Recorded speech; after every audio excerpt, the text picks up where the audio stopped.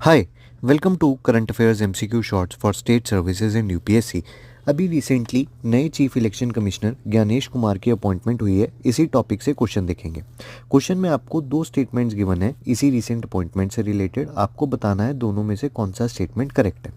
पहला स्टेटमेंट कहता है कि ज्ञानेश कुमार पहले सीईसी हैं जिनकी appointment chief election commissioner and other election commissioners appointment conditions of services and terms of office act 2023 के अंडर हुई है। सेकेंड स्टेटमेंट कहता है कि इस सेम एक्ट के प्रोविजंस के अकॉर्डिंग चीफ इलेक्शन कमिश्नर को अपॉइंट करने वाली जो कमेटी होती है उसको देश का प्रधानमंत्री हेड करता है। तो दोनों स्टेटमेंट्स करेक्ट हैं, तो आंसर होगा ऑप्शन सी। नए एक्ट ने existing law election commission conditions of service of election commissioners and transactions of business act 1991 को रिप्लेस किया। अब इस नए कानून के बैकग्राउंड में आ जाता है अनुरूप बनवाल केस। इससे पहले इलेक्शन कमिश्नर्स की अपॉइंटमेंट प्रेसिडेंट करते थे काउंसिल ऑफ मिनिस्टर्स की रिकमेंडेशन पर। ये एक पॉइंट ऑफ कंटेंशन था बिकॉज इसमें सेंटर की एक्सक्लूसिव पावर थी अपॉइंटमेंट में। तो सुप्रीम कोर्ट ने अपनी जजमेंट देते हुए कहा कि प्रेसिडेंट को रिकमेंडेशन देने वाली कमेटी में 3 मेंबर्स रहेंगे जो होंगे prime minister, leader of opposition party, chief justice of India. ये तब तक रहेगा जब तक सरकार नया कानून नहीं बनाती। इसी जजमेंट के बेसिस पर बना आपका 2023 का नया एक्ट। जैसे सुप्रीम कोर्ट की जजमेंट में था वैसे ही सरकार ने नए कानून में भी सिलेक्शन कमेटी बनाई जिसकी रिकमेंडेशंस पर प्रेसिडेंट इलेक्शन कमिश्नर और चीफ इलेक्शन कमिश्नर को अपॉइंट करेगा।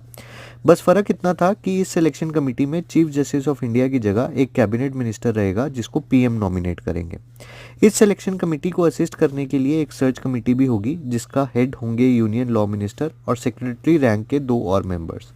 ये सिलेक्शन कमेटी को 5 नाम शॉर्टलिस्ट करके देंगे, पर सिलेक्शन कमेटी के ऊपर ऐसी कोई लिमिटेशन नहीं होगी कि इन्हीं 5 नामों में से चूज करा जाए। नए एक्ट में कमिश्नर्स की सैलरी को सुप्रीम कोर्ट जज की सैलरी जितना रखने का प्रोविजन है। टर्म 6 साल का या 65 की एज तक जो भी पहले हो।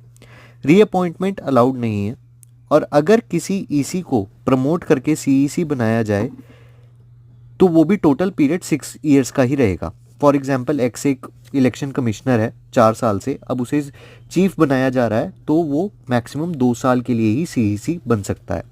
Removal process chief election commissioner के केस में सेम है जो आपके सुप्रीम कोर्ट के जज का रिमूवल प्रोसेस है, वो हम यहाँ डिटेल में अभी नहीं करेंगे डिस्कस। चीफ इलेक्शन कमिश्नर के अलावा जो बाकी 2 इलेक्शन कमिश्नर्स हैं उनको ऐसा कोई स्पेशल सेफगार्ड नहीं है, इनको सीईसी की रिकमेंडेशन पर रिमूव किया जा सकता है। चीफ इलेक्शन कमिश्नर्स और इलेक्शन कमिश्नर रेजिग्नेशन अपना दे सकते हैं प्रेसिडेंट को।